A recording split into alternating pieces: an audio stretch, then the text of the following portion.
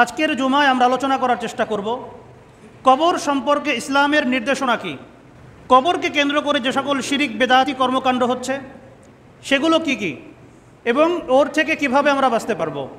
আজকের আলোচনা অত্যন্ত গুরুত্বপূর্ণ হতে চলেছে। আমরা প্রত্যেকেই অত্যন্ত মনোযোগের সাথে আমলের নিয়তে ইখলাসের সাথে আলোচনা শোনার চেষ্টা করি। আল্লাহ সুবহানাহু ওয়া তাআলা আমাদেরকে তৌফিক দান করেন। কবর এটি আখিরাতের প্রথম মঞ্জিল। আল্লাহ সুবহানাহু ওয়া তাআলা কুরআন মজিদের সূরা তাহার 55 নম্বর আয়াতে ইরশাদ করেছেন, মিনহা খলাকনাকুম ওয়া ফিহা নুঈদুকুম ওয়া মিনহা নুখরিজুকুম তারাতান উখরা। এই যে আয়াত, এই আয়াত তো আমরা সবাই জানি। লাশ দাফন করার সময় আমরা এই আয়াতটা পড়ে থাকি যে আমি তোমাদেরকে মাটি থেকে তৈরি করেছি, তোমরা আবার মাটিতেই ফিরে যাবে এবং এই মাটি থেকে আমি তোমাদেরকে পুনরায় উঠাবো, কিয়ামতের মাঠে তোমরা উঠবা। তো আমরা প্রত্যেকেই মৃত্যুবরণ করব। দুনিয়াতে আমরা কেউ থাকতে পারবো না। দুনিয়ার জীবন শেষ হলে আমাদেরকে কবরস্থ করা হবে। তো এই যে কবর সম্পর্কে ইসলামের নির্দেশনাগুলো কি কি, ইসলাম কবরকে কেন্দ্র করে আমাদেরকে কি কি কাজ করতে বলেছে এবং কি কি কাজ থেকে বিরত থাকতে বলেছে, এটা জানা আমাদের জন্য অত্যন্ত জরুরি।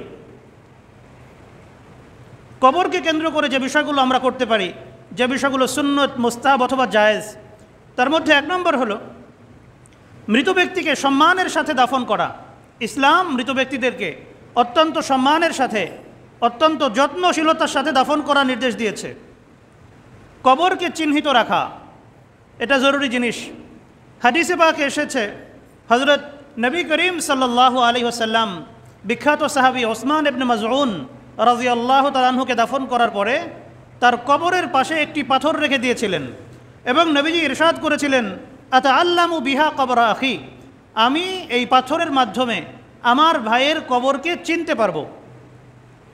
তো নবী করিম সাল্লাল্লাহু আলাইহি ওয়াসাল্লাম কবরকে চিহ্নিত করে রাখা, কবরটা কোথায় হলো, কোথায় দাফন করা হলো, এই বিষয়টার অনুমতি দিয়েছেন এবং তিনি নিজে একজন বিশিষ্ট সাহাবী ওসমান ইবনে মাজউন রাদিয়াল্লাহু তাআলা আনহুর কবরকে চিহ্নিত করে রেখেছেন। এই হাদিস আবু দাউদ শরীফের 3206 নম্বর সিরিয়ালে বর্ণিত হয়েছে। 2 নম্বর বিষয়, কবরকে চিহ্নিত করার সুবিধার্থে কবরকে কিছুটা উঁচু করে দেওয়া যেতে পারে। এর পরিমাণ কতটুকু হবে? এর পরিমাণ 1 বিঘত বা এর থেকে হালকা কিছু 19-20 হতে পারে। এর চেয়ে বেশি উঁচু করার অনুমতি নেই। মুসলিম শরীফের 969 নম্বর হাদিসে এ ব্যাপারে আলোচনা এসেছে। 3 নম্বর বিষয়, মাঝে মধ্যে কবর জিয়ারত করা, কবরস্থানে গিয়ে জিয়ারত করা অথবা নিজেদের পারিবারিক কবরস্থান যদি থাকে, আত্মীয় স্বজনের কবর, এই কবরগুলো জিয়ারত করা উচিত। কবর জিয়ারত করলে মৃত্যুর কথা স্মরণ হয়, নিজেদের আখিরাতের ফিকির অন্তরে জাগ্রত হয়। হাদিসে পাকে এসেছে, আল্লাহর রাসূল সাল্লাল্লাহু আলাইহি সাল্লাম ইরশাদ করেছেন, কুনতু নাহাইতুকুম আন জিয়ারাতিল কুবুর আলা ফাজুরুহা ফাইন্নাহা তুযাক্কিরুল আখিরাহ। নবী করিম সাল্লাল্লাহু আলাইহি ওয়াসাল্লাম মুসলিম শরীফের 977 নম্বর হাদিসে ইরশাদ করছেন, হে আমার উম্মত, আমি তোমাদেরকে একটা সময় কবর জিয়ারত করতে নিষেধ করেছিলাম, আমি তোমাদেরকে এখন কবর জিয়ারত করার অনুমতি দিচ্ছি। তোমরা কবর জিয়ারত করো। কবর জিয়ারত করা তোমাদেরকে আখিরাতের কথা স্মরণ করিয়ে দিবে, তোমাদেরকে আখিরাতমুখী করবে। 4 নম্বর বিষয়, আমরা যখন কবর জিয়ারত করব তখন তাদের জন্য দোয়া করব। শুধুমাত্র যখন কবর জিয়ারত করব তখন নয়, বরং যখন আমাদের সুযোগ হবে, যখন আমাদের মৃতদের কথা মনে পড়বে, আমরা তাদের জন্য দোয়া করতে থাকবো ইনশাআল্লাহ। এটা অত্যন্ত গুরুত্বপূর্ণ একটা বিষয়। মৃত্যুর পরে আমল নামা তো বন্ধ হয়ে যায়। একজন জীবিত ব্যক্তি কত ইবাদত তিনি করেন, নামাজ আদায় করছেন, রোজা রাখছেন, সাদাকা করছেন, তাসবিহ তাহলিল পড়ছেন, কত আমল তিনি করতে পারেন, কিন্তু মৃত্যুর পরে কোনো ধরনের কোনো আমল করার সুযোগ আর থাকে না। সাদাকায়ে জারিয়া যে আমলগুলো তিনি করেছেন সেগুলোর ধারাবাহিকতা বাকি থাকে, এছাড়া বাদ বাকি সমস্ত আমলের পথ রুদ্ধ হয়ে যায়। অথচ অবস্থা হলো আমল করাটা কত বেশি গুরুত্বপূর্ণ ছিল, সময়কে কাজে লাগানো কত বেশি জরুরি ছিল, আমল করলে কত বেশি লাভ হতো, একজন ব্যক্তি তো সেটা মৃত্যুর পরেই সবচেয়ে ভালো বুঝতে পারেন। তখন তারা আফসোস করতে থাকেন, অপেক্ষা করতে থাকেন যে কেউ একজন তাদের জন্য সওয়াব রেসানি করবে। সওয়াব রেসানি করলে তারা অনেক খুশি হন। হাদিসে পাকে এসেছে, মৃতদের জন্য তোমরা বেশি বেশি করে দোয়া করবা, তাদের জন্য ইস্তেগফার করবা। এই আমলগুলো পেলে তারা অনেক খুশি হন। তো এই জন্য আমরা আমাদের মৃতদের জন্য যখন যে আমল করে সুযোগ হয় আমরা দোয়া করতে থাকবো ইনশাআল্লাহ। আমরা বেশি বেশি করে ইস্তেগফার করব, নামাজ আদায় করে, রোজা রেখে, সদকা করে, হজ করে, নফল উমরা করে, তাসবিহ তাহলিল পড়ে, যখন যে ইবাদত আমাদের পক্ষে করা সম্ভব হয়, করার সুযোগ হয়, আমরা সেগুলো করব এবং তাদের জন্য দোয়া করব ইনশাআল্লাহ। এগুলো হচ্ছে মৃত ব্যক্তিদের জন্য আমাদের করণীয়। আমাদের কিছু বিষয় বর্জনীয় আছে, যে বিষয়গুলো করতে আল্লাহর রসুল সাল্লাল্লাহু আলাইহি ওয়াসাল্লাম নিষেধ করেছেন। 1 নম্বর বিষয়, কবরের উপরে বসা, কবরের উপর দিয়ে হাঁটাচলা করা, কবরকে পদদলিত করা, এই কাজগুলো করতে আল্লাহর রসুল সাল্লাল্লাহু আলাইহি ওয়াসাল্লাম নিষেধ করেছেন। হাদিসে পাকে এসেছে, মুসলিম শরীফের 981 নম্বর হাদিস, হযরত আবু হুরায়রা রাদিয়াল্লাহু তাআলা আনহু ইরশাদ করেছেন, নবী করিম সাল্লাল্লাহু আলাইহি ওয়াসাল্লাম বলেছেন, লা আন ইয়াজলিসা আহাদুকুম আলা জামরাতিন ফাতুহাররিকা থিয়াবাহু ফাতাখলুসা ইলা জিলদিহি খায়রুল লাহু মিন আন ইয়াজলিসা আলা কবরিন। আল্লাহ রসুল বলছেন, তোমাদের কোনো একজন ব্যক্তি সে জ্বলন্ত অঙ্গারের উপরে বসবে এবং এরপর সেই অঙ্গার তার কাপড় পুড়িয়ে তার শরীরকেও পুড়িয়ে দিবে, এটা তার জন্য ভালো কোনো কবরের উপর বসাচ্ছে। এই হাদিস থেকে আমরা কি বুঝলাম? কবরের উপরে বসা এটা অত্যন্ত ভয়াবহ, এটা কবরকে বেইজ্জত করা, কবরের হুরমত নষ্ট করা। কবরকে সম্মান করতে হবে। একজন মুমিন মুসলমানের কবর যদি সেটাকে পদদলিত করা হয়, যদি তার উপরে বসা হয়, তাহলে তো সেই মুমিন মুসলমানের বেইজ্জত হয়ে গেল। এজন্য আল্লাহ রসুল নিষেধ করছেন এবং বলছেন, কোনো একটা জ্বলন্ত অঙ্গারের উপরে বসা, যেখানে আগুন জ্বলছে, কাঠে আগুন জ্বলছে, কয়লায় আগুন জ্বলছে, ওর উপরে বসা, যার ফলে কাপড় পুড়ে যায়, শরীর পুড়ে যায়, এটা ভালো কবরের উপরে বসার চেয়ে। অর্থাৎ যদি তোমাদের আগুনের উপরে বসতে হয়, জ্বলন্ত কয়লার উপরে বসতে হয়, সেখানে বসবা, কিন্তু কবরের উপরে বসবা না। তো আল্লাহ রসুল সাল্লাল্লাহু আলাইহি ওয়াসাল্লাম এই হাদিসে কবরের ইজ্জত করতে বলছেন, সম্মান করতে বলছেন। কিন্তু কবরকে সম্মান করতে গিয়ে সীমালঙ্ঘন করার কোনো সুযোগ নাই। 2 নম্বর বিষয়, কবরের উপরে ঘর, মসজিদ, মাজার, গম্বুজ, পাকা দালান ইত্যাদি যে কোনো ধরনের স্থাপনা তৈরি করা এটা নিষিদ্ধ। মুসলিম শরীফের 970 নম্বর হাদিসে এসেছে, নাহা রাসূলুল্লাহ সাল্লাল্লাহু আলাইহি ওয়াসাল্লাম আন ইউজাসসাসাল কবরু ওয়া আন ইউকাদা আলাইহি ওয়া আন ইউবনা আলাইহি। নবী করিম সাল্লাল্লাহু আলাইহি ওয়াসাল্লাম কবরকে চুনকাম করতে, অর্থাৎ কবরকে পাকা করতে নিষেধ করেছেন, কবরের উপরে বসতে নিষেধ করেছেন এবং কবরের উপরে কোনো ধরনের স্থাপনা তৈরি করতে তিনি নিষেধ করেছেন। এই কাজগুলো করা যাবে না। মুসলিম শরীফের 969 নম্বর হাদিস, হযরত আলী মুরতাজা রাদিয়াল্লাহু তাআলা আনহু ইরশাদ করছেন, বাআথানি রাসূলুল্লাহ সাল্লাল্লাহু আলাইহি ওয়াসাল্লাম আল্লা আদা সূরাতান ইল্লা তামাসতুহা ওয়ালা কবরান মুশরিফান ইল্লা সাওয়াইতুহু। হযরত আলী মুরতাজা বলছেন, নবী করিম সাল্লাল্লাহু আলাইহি সাল্লাম আমাকে দায়িত্ব দিয়ে পাঠালেন, আমি যেন কোথাও কোনো মূর্তি দেখলে সেটাকে ভেঙে ফেলি, ওটার আকৃতি বিকৃত করে ফেলি, ওটাকে নষ্ট করে ফেলি, এবং যদি কোথাও আমি কোনো কবর পাই যেটা স্বাভাবিক কবরের চেয়ে উঁচু আছে, আমি যেন সেটাকে ভেঙে ফেলি, ওটাকে ধসিয়ে দেই। এই দায়িত্ব দিয়ে আল্লাহর রসুল সাল্লাল্লাহু আলাইহি ওয়াসাল্লাম আমাকে পাঠালেন। এই হাদিস দুটো থেকে আমরা কি বুঝলাম? যে কবরকে উঁচু করা যাবে না, কবরের উপরে কোনো ধরনের স্থাপনা তৈরি করা যাবে না, এই বিষয়গুলো নিষিদ্ধ, এগুলো করার কোনো অনুমতি ইসলাম দেয়নি। এবং যদি কোনো ব্যক্তি এগুলো করেন, যদি কোনো ব্যক্তির উত্তরাধিকারীরা তার মৃত্যুর পর এগুলো করে, তাহলে মুসলিম জনসাধারণের দায়িত্ব হচ্ছে সেটাকে ভেঙে ফেলা। কবর সেখানে রেখে দেওয়া এটা কোনো অবস্থাতেই অনুমোদিত নয়, ওটা করা যেতে পারে না। 3 নম্বর বিষয় হলো কবরের দিকে মুখ করে নামাজ আদায় করা, কবরের পাশে বসে দোয়া করা, এই বিষয়গুলো নিষিদ্ধ। হযরত আবু মারসাদ রাদিয়াল্লাহু তাআলা আনহু থেকে হাদিস বর্ণিত হয়েছে, লা তাজলিসু আলাল কুবুর ওয়া লা তুসাল্লু ইলাইহা। মুসলিম শরীফের 972 নম্বর হাদিস। নবীজি বলছেন যে তোমরা কখনো কবরের উপরে বসবে না এবং কবরের দিকে মুখ করে নামাজ আদায় করবে না। কবরের দিকে মুখ করে নামাজ আদায় করা, কবরের দিকে মুখ করে দোয়া করা, এটা বড় ধরনের পথভ্রষ্টতা, এটা গোমরাহি। আমাদের বৃহত্তর ফরিদপুরে বেশ কিছু ভণ্ডের দরবার আছে, যেখানে তারা বাইতুল্লাহ শরীফের দিকে মুখ করে নামাজ আদায় করে, নামাজ আদায়ের পরে ঘোষণা করতে থাকে যে আপনারা এবার নামাজের কেবলা থেকে মুখ ঘুরিয়ে পীর কেবলার কবরের দিকে মোতাবাজ্জু হন, কবরের দিকে মুখ করেন, এরপর তারা দোয়া করে, অন্যান্য ইবাদত বন্দেগী করে। এই বিষয়গুলো অত্যন্ত গর্হিত, এগুলো করার কোনো ধরনের কোনো সুযোগ নেই।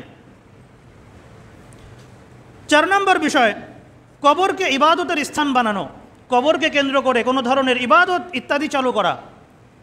হযরত নবী করিম সাল্লাল্লাহু আলাইহি সাল্লাম ইরশাদ করেছেন, সহিহ বুখারীর 435 নম্বর হাদিসে বর্ণিত হয়েছে, লানাল্লাহুল ইয়াহুদ ওয়ান নাসারা ইত্তাখাযু কুবুর আম্বিয়াইহিম মাসাজিদ।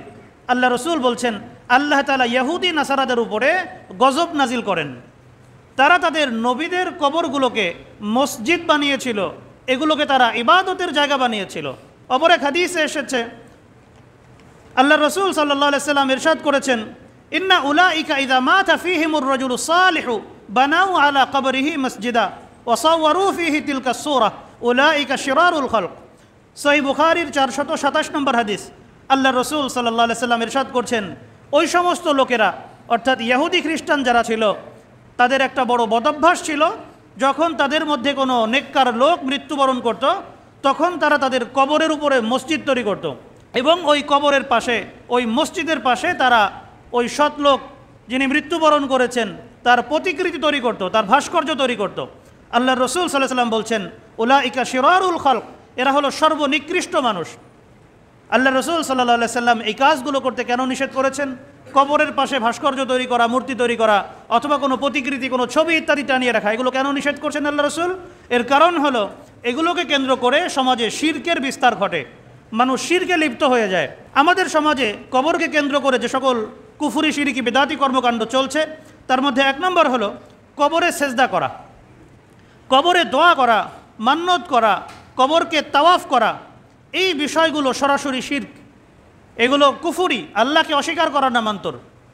যদি কোনো ব্যক্তি কবরে সেজদা করে, চাই সে যে কোনো ব্যাখ্যাই তার করাক, ওটাকে সেজদায় তাজিমি বলুক, সেজদায় তাহিয়া বলুক, যা খুশি বলুক, এটা শিরিক।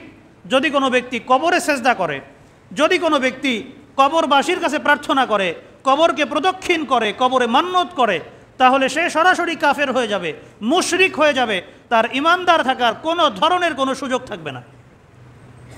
আল্লাহ রসুল সাল্লাল্লাহু আলাইহি ওয়াসাল্লাম অনেক সম্মান মর্যাদার অধিকারী ছিলেন, তিনি সাইয়্যিদুল মুরসালিন, কিন্তু তার কবরে কি সেজদা করা হয়? আল্লাহ রসুল সাল্লাল্লাহু আলাইহি ওয়াসাল্লাম কি কবরে সেজদা করতে বলে গেছেন? তার কবরকে তাওয়াফ করতে বলেছেন? তার কবরে গিয়ে প্রার্থনা করতে বলেছেন? বলেন নাই তো, বরং নিষেধ করেছেন। হাদিসে পাকে এসেছে, একদিন হযরত মুআয ইবনে জাবাল রাদিয়াল্লাহু তাআলা আনহু তিনি নবীজির কাছে আসলেন এবং তিনি নবী করিম সাল্লাল্লাহু আলাইহি সাল্লামকে সেজদা করার অনুমতি চাইলেন, যে ইয়া রাসূলুল্লাহ, আমাকে অনুমতি দেন, আমি আপনাকে সেজদা করতে চাই।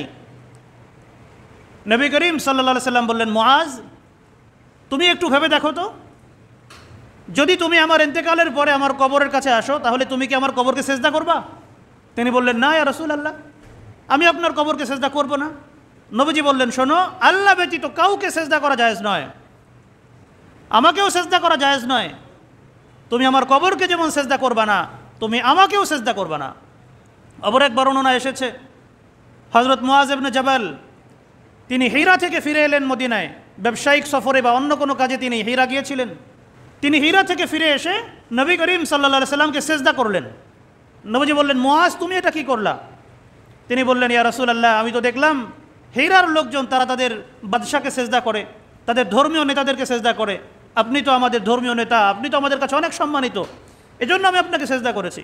নবী করিম সাল্লাল্লাহু আলাইহি সাল্লাম তাকে নিষেধ করলেন এবং বললেন, শোনো, কোনো মানুষের জন্য যদি অপর কোনো মানুষকে সেজদা করা জায়েজ হতো, অপর কোনো মানুষের সামনে মাথা নত করা জায়েজ হতো, তাহলে আমি আমার উম্মতের নারীদেরকে বলতাম তারা যেন তাদের স্বামীদেরকে সেজদা করে। তো আল্লাহ রসুল সাল্লাল্লাহু আলাইহি সাল্লাম উম্মতকে নিষেধ করে গেছেন, সাহাবা একরামকে নিষেধ করেছেন যেন তারা তাকে সেজদা না করে, তার কবরে সেজদা না করে। তো যদি কবরে সেজদা করা এটা জায়েজ হতো, সম্মান প্রদর্শন করার জন্য হলেও যদি এটার অনুমতি থাকতো, তাহলে কার কবর সেজদা পাওয়ার বেশি হকদার ছিল? আল্লাহ রসুলের কবর। কিন্তু সেখানে সেজদা হয় না, সেজদা হয় এই ভণ্ডগুলোর কবরে। তাহলে এদের সম্মান কি আল্লাহ রসুলের সম্মানের চেয়ে বেশি হয়ে গেছে? কি মনে হয় আপনাদের কাছে? এগুলো ভণ্ডামি, এগুলো শিরকি। যদি কোনো ব্যক্তি কবরের কাছে গিয়ে মাথা নত করে, তাহলে তার ঈমান ধ্বংস হয়ে যাবে। এখানে কোনো ধরনের কোনো ব্যাখ্যা দেওয়ার সুযোগ নেই, এমনকি আমি জানতাম না এই কথা বলারও কোনো সুযোগ নেই। 2 নম্বর বিষয় হলো কবরে দোয়া করা, কবরে মান্নত করা। মান্নত এটা ইবাদত, দোয়া এটা ইবাদত। এগুলো একমাত্র আল্লাহ তাআলার জন্যই হতে হবে। অন্য কারো জন্য মান্নত করা, অন্য কারো কাছে দোয়া করা, এগুলোর কোনো সুযোগ নাই।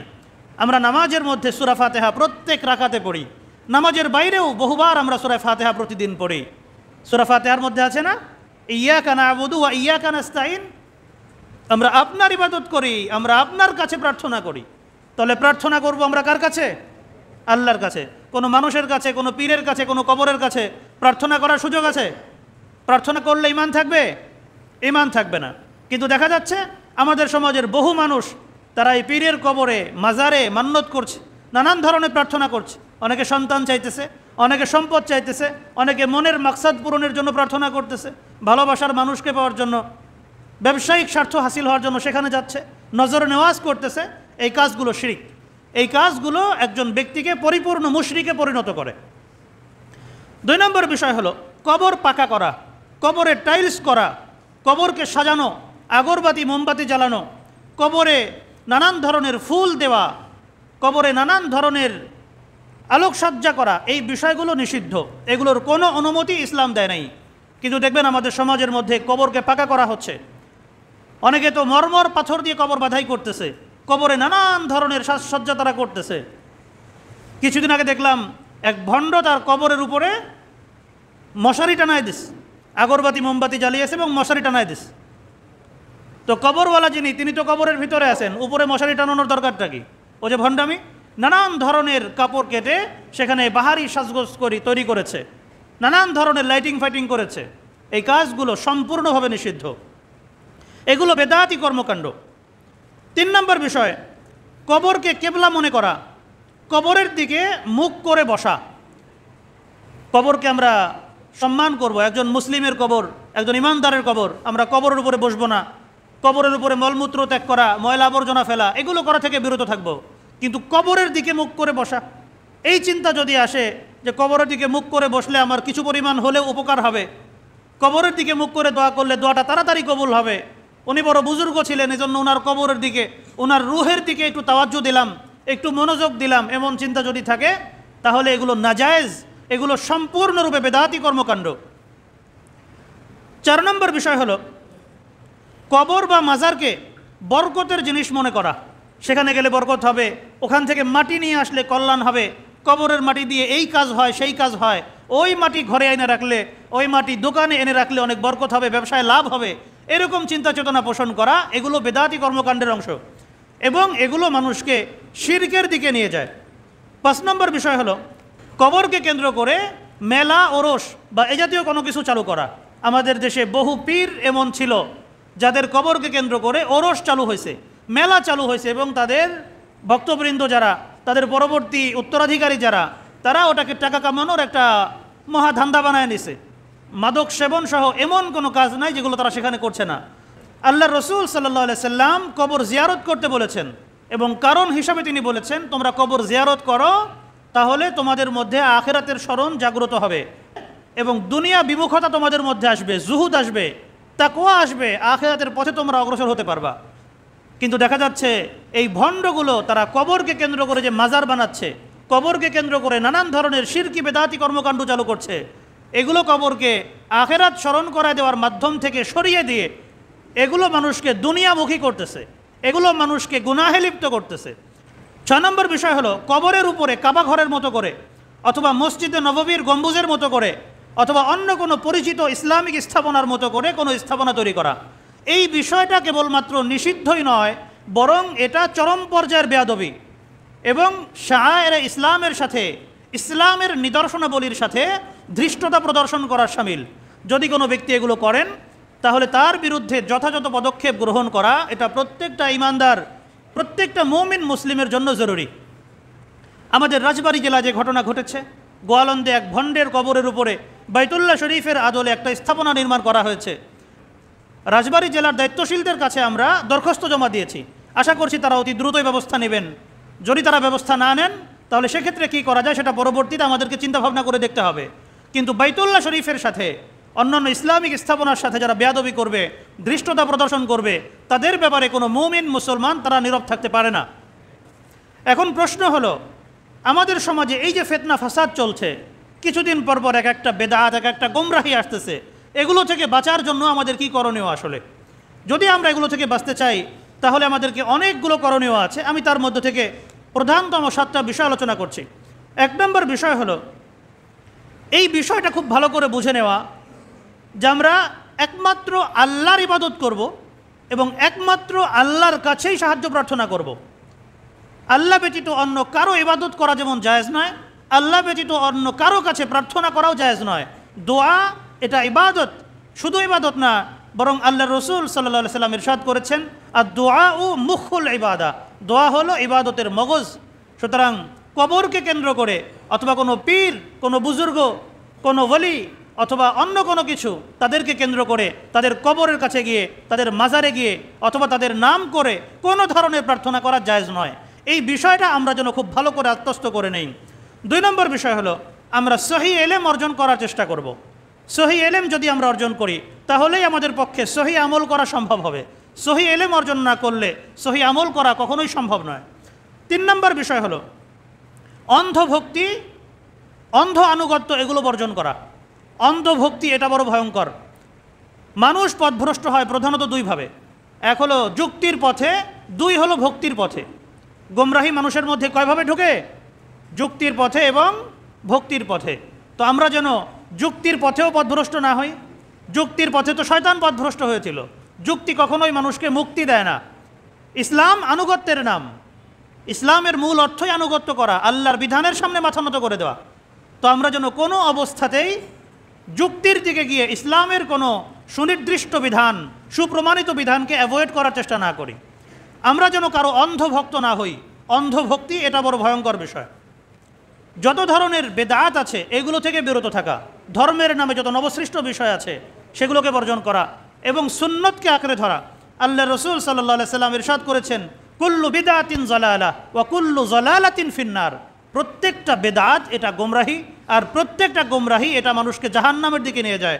এবং তিনি ইরশাদ করেছেন আলাইকুম বিসুন্নতি ওয়া সুন্নাতিল খুলাফায়ে রাশিদিন আল মাহদিয়িন, তোমরা আমার সুন্নত এবং আমার খুলাফায়ে রাশিদিনের সুন্নতকে আঁকড়ে ধরো।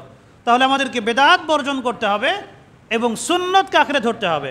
যখন কোনো সমাজের মধ্যে কোনো একটা সুন্নত বাদ পড়ে যায় তখন ওই সমাজের মধ্যে বেদাত তৈরি হয়ে যায়। আমরা যদি সুন্নত বাদ দিই তাহলে বেদাত সেই স্থান দখল করবে। এজন্য কখনো আমরা যেন সুন্নতকে বর্জন না করি। সকল ক্ষেত্রে আমরা সুন্নতগুলো তালাশ করে করে যদি আমল করতে পারি তাহলে আমরা বেদাত থেকে বাঁচতে পারবো ইনশাআল্লাহ। 4 নম্বর বিষয় হলো কোনো পীর আউলিয়া এদের উপরে কোনো অবস্থাতেই নির্ভর না করা, যে অমুক পীরের কাছে গেলে এটা হবে, অমুকের মাজারে গেলে এটা হবে, তমুকের দরবারে মান্যত করলে এটা হবে, এই ধরনের চিন্তা ভাবনা আমাদের সমাজে অনেক ব্যক্তির মধ্যে আছে। তাদের অনেককে আবার দেখা যায় তারা কোরআনে কারীমের একটা আয়াতকে অবলম্বন করে তাদের এই বেদাতি শিরকি কর্মকাণ্ডকে প্রমাণিত করতে চান। তারা বলেন কোরআনে কারীমে তো আল্লাহ তাআলা ওয়াসিলা তালাশ করতে বলেছেন। আসলে ওয়াসিলা তালাশ আল্লাহ করতে বলেছেন, এটার মূল অর্থ কি? তারা মূল অর্থ বোঝার চেষ্টা করেন না। আল্লাহ তাআলা সেই আয়াতে যে কথাটা বলেছেন ওয়াবতাগু ইলাইহিল ওয়াসিলা, মানে হলো যেই বিষয়গুলো তোমাদেরকে আল্লাহর সন্তুষ্টির কাছাকাছি নিয়ে যায়, যে ইবাদতগুলো আল্লাহ বেশি পছন্দ করেন, তোমরা সেই ইবাদতগুলোকে বেশি পরিমাণে করো। অনেক দোয়া আছে কিন্তু যে দোয়াগুলো কোরআন হাদিসে বর্ণিত হয়েছে, অনেক তাসবিহ আছে যে তাসবিহগুলো সরাসরি কোরআন হাদিসে এসেছে, আল্লাহ রসুল যে তাসবিহগুলোর ফজিলতের কথা বলেছেন। অনেক সময় আছে কিন্তু যেই সময়গুলোতে আল্লাহ তাআলা তাসবিহ পাঠ করার কথা বলেছেন সেই আমলগুলো, সেই তাসবিহগুলো বেশি বেশি করে পড়া, এটা হচ্ছে ওয়াসিলা। দোয়া করার আগে আমরা যদি দুরূদ শরীফ পড়ি দোয়াটা তাড়াতাড়ি কবুল হয়। আমরা যদি আল্লাহ তাআলার প্রশংসা করি, হামদ সালাত পড়ি, দোয়া তাড়াতাড়ি কবুল হয়। দোয়ার আগে আল্লাহ রসুল সাল্লাল্লাহু আলাইহি ওয়াসাল্লাম এই কাজগুলো করতে বলেছেন, কোনো ভণ্ডের কাছে দৌড়াতে বলেন নাই। তো আমরা যেন কেউ এর মাধ্যমে পথভ্রষ্ট না হই। 6 নম্বর বিষয় হলো আমাদের সমাজের নির্ভরযোগ্য আলেম ওলামা যারা আছেন তাদের সাথে সম্পর্ক তৈরি করা। আমাদের সমাজে নানান ধরনের আলেম আছেন, নানান মাসলাকের আলেম আছেন, ভণ্ডদের মধ্যেও আলেম আছে। কোনো ভণ্ডামি আলেম ছাড়া চলতে পারে না। আল্লাহ রসুল সাল্লাল্লাহু আলাইহি ওয়াসাল্লাম ইরশাদ করেছেন কিয়ামতের আগে ভণ্ড আলেমদের সংখ্যা অনেক বেড়ে যাবে। তো আমরা যেন ভণ্ড আলেমদেরকে বর্জন করি এবং হক্কানি আলেম ওলামা যারা আছেন তাদের সাহচর্য গ্রহণ করি। আমরা হক্কানি আলেম ওলামাদের কাছে যাব, তাদের কাছ থেকে সঠিক এলেমটা শেখার চেষ্টা করব, তাদের সাথে সম্পর্ক রাখব। যখন তাদের মজলিস হয়, ইসলাহি মজলিস হয়, ওয়াজ নসিহত যখন আমরা সেখানে যাব, আমরা তাদের আলোচনাগুলো শুনব, আমরা তাদের কিতাবগুলো পড়ব, তাহলে আশা করা যায় আমরা ইসলামের সঠিক যেই বার্তা আমরা সেটা জানতে পারবো এবং আমাদের জন্য ইসলাম পালন করাটা সহজ হয়ে যাবে। 7 নম্বর বিষয় হলো বেশি বেশি করে দোয়া করা। আল্লাহ তাআলা যেন আমাদেরকে কুফর শিরিক থেকে, যাবতীয় বেদাত থেকে হেফাজত করেন। আল্লাহ সুবহানাহু ওয়া তাআলা কোরআনে কারীমে আমাদেরকে দোয়া করতে শিখিয়েছেন। যে দোয়া আমরা প্রায়ই করি, মুনাজাতের মধ্যে আমরা ইমাম সাহেবদেরকে যে দোয়াটা পড়তে শুনি, সূরা আল ইমরানের প্রথম পৃষ্ঠায় শেষের দিকে বর্ণিত হয়েছে, রব্বানা লা তুযিগ কুলুবানা বা'দা ইয হাদাইতানা ওয়া হাব লানা মিন লাদুনকা রাহমাহ ইন্নাকা আনতাল ওয়াহ্হাব।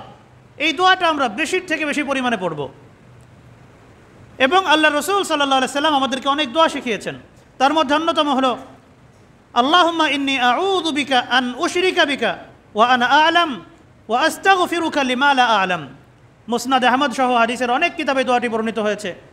আল্লাহ রসুল সাল্লাল্লাহু আলাইহি সাল্লাম সকাল সন্ধ্যায় এই দোয়া 7 বার করে পড়তে বলেছেন। আমাদের অনেকেরই হয়তো দোয়াটি মুখস্থ নাই।